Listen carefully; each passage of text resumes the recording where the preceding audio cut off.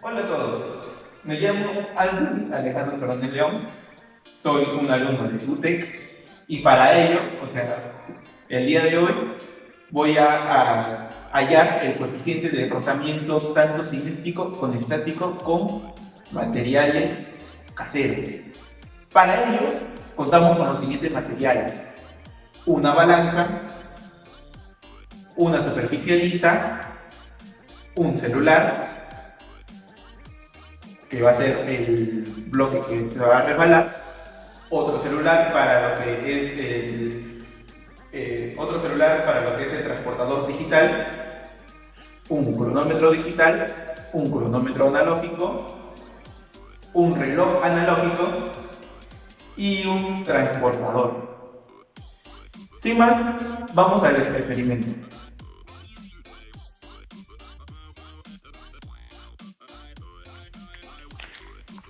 Nos sale que el peso es 0,175 kilogramos. Yo empujo el bloque y más no alzo el vidrio porque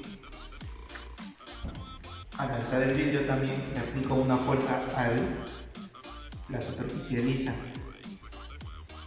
lo que va a generar que el coeficiente de rozamiento del bloque, que en este caso es el celular, se caiga.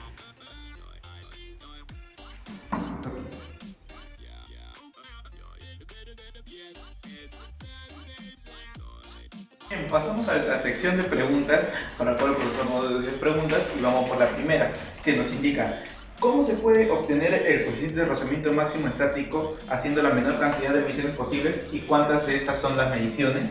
Pues bien, acá observamos el bloque, descomponiendo fuerzas y aplicando la ley de movimiento de Newton. Sale que el coeficiente de rozamiento máximo es la tangente de beta.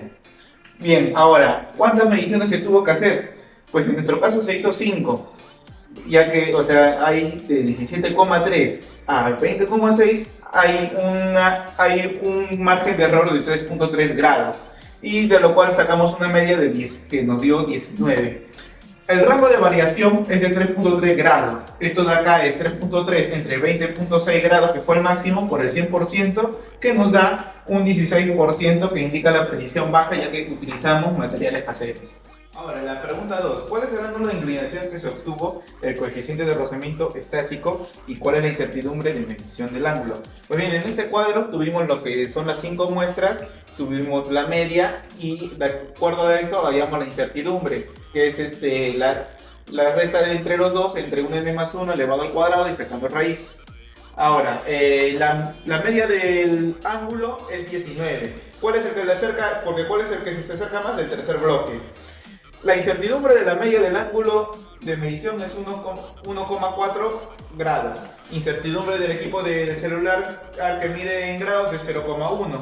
Y si observamos la incertidumbre por medición, que es mayor que la incertidumbre por sensibilidad del equipo. Ahora, vámonos acá.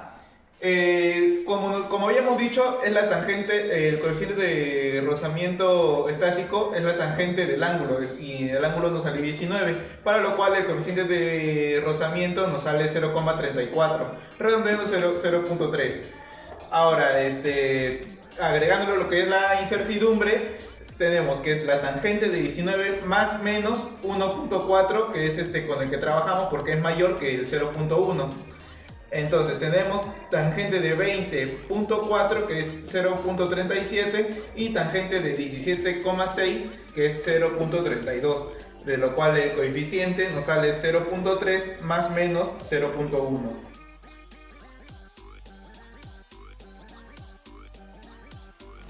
Yo voy a lanzar, y al momento que el móvil choque con la esponja, mi asistente va a decir el tiempo que se ha tardado.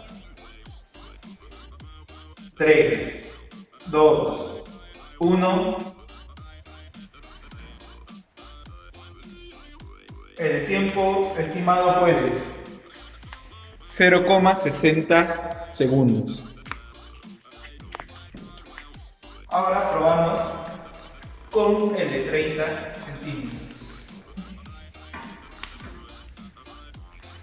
3, 2, 1. El tiempo fue de 0,41 segundos.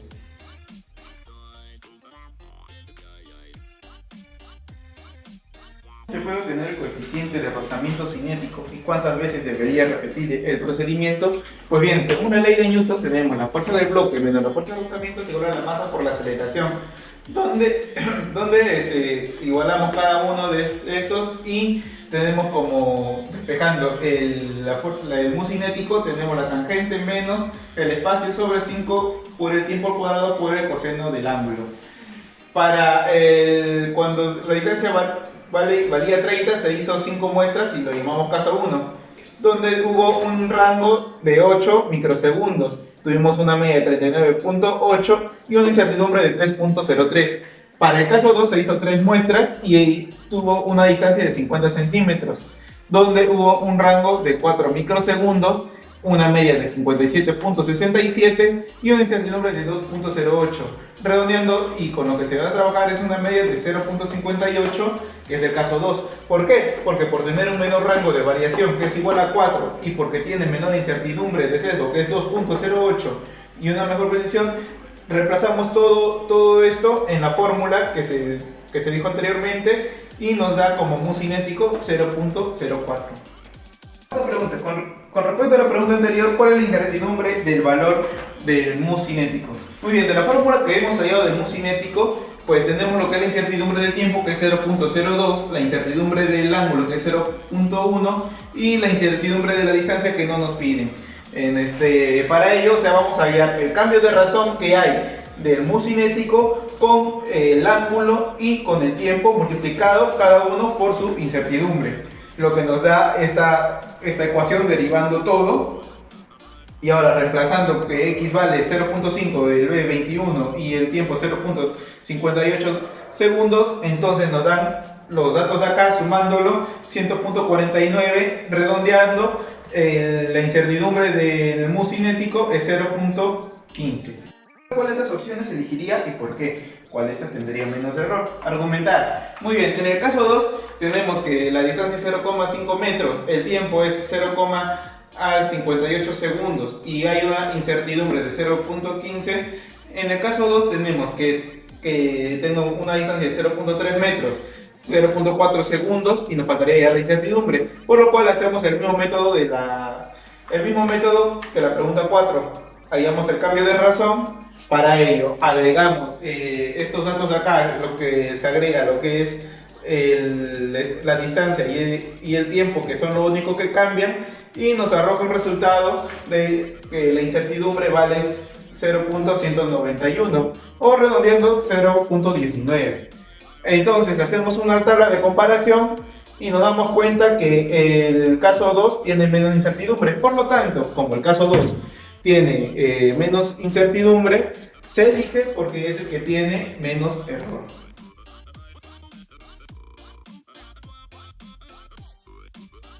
Vamos a los objetos que utilizamos, los analógicos, que primero fue los digitales, ahora los analógicos. Para ahí la primera pregunta es, ¿qué cambios notaste?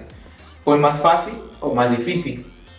Fue más difícil en las lecturas de tiempo, las medidas que arrojaban, más confusión para determinar el valor exacto. El error del medidor es mayor en este caso. Hubo variación de orden decimal 0.5 segundos en las lecturas, mientras que en el digital las variaciones fueron del orden centesimal. En las lecturas de ángulo hubo variación entre el mayor y menor. Si lo comparamos con el digital, la medida fue única, 21 grados. Con respecto a las sensibilidades de los instrumentos, los analógicos tienen mayor incertidumbre. ¿Qué precisión tienen los nuevos instrumentos usados y cuál es su incertidumbre? Pues los nuevos instrumentos tienen una baja precisión. En el caso del reloj analógico, su rango de variación de medida es 30%. En el caso del transportador, su variación de medida entre el mayor y menor es 2 grados y su rango porcentual se multiplica por el 100, nos da 9,5%. Incertidumbre de la regla transportador, 1 grado. Incertidumbre del reloj analógico, 1 segundo. Al tener menos precisión y mayor incertidumbre, lógicamente el MUSU K y el MUSU S van a tener mayor propagación de errores. Error relativo respecto al MUS cinético en el cuestionario anterior. Muy bien, de la fórmula obtenida en el cuestionario anterior, donde fue todo digital, tenemos esta fórmula de acá, donde el MUS cinético nos salió 0.04. Ahora, tuvimos que hallar la incertidumbre, y para hallar la incertidumbre tuvimos que derivar el MUS cinético, hallar el cambio de razón que tenía con el ángulo y con el tiempo multiplicado por su incertidumbre de cada uno, y por lo cual nos salió 0.149, donde redondeándolo salía 0.15. El error relativo es la incertidumbre sobre la media del MUS cinético, que nos da 3.75, lo cual significa que es alto, debido a que es una cantidad pequeña del orden centesimal. ¿De qué depende el valor del MUS cinético? ¿Qué otras propiedades o factores se involucran? ¿Y cómo? Bueno, de lo que se había planteado, se obtuvo esta fórmula, de lo que se deduce que el MUS cinético depende de lo que es el ángulo, la distancia recorrida y el tiempo. Pero ¿qué otros factores pueden ser involucrados? Se puede variar la superficie cuando éste entra en contacto con objetos gastados y sucios o ásperos. ¿Y cómo afectaría? Pues el tiempo va a ser mayor y por lo tanto el MUS cinético también aumentaría. Y el MUS cinético no depende del área en contacto que entre con los objetos. Realiza trabajo negativo, mencionan 3 ejemplos que demuestran lo contrario. Pues no, sí hay casos en los que la fricción realiza un trabajo positivo. Por ejemplo, un cuerpo que está sobre otro en una superficie horizontal. Si empujamos la parte superior y se deslizan los dos, hay 2 fuerzas de rozamiento que aplica el cuerpo de arriba a abajo. Es opuesta a la fuerza de rozamiento, pero pasa a ser una fuerza activa o positiva para el bloque de abajo. Su trabajo es positivo, esta fuerza empuja al objeto de abajo. Otro ejemplo, cuando un carro inicia la marcha de fricción generada por las llantas, va a favor del movimiento, es decir, es positiva. Las bicicletas necesitan fricción para moverse. Es un aspecto positivo, de lo contrario no se movería.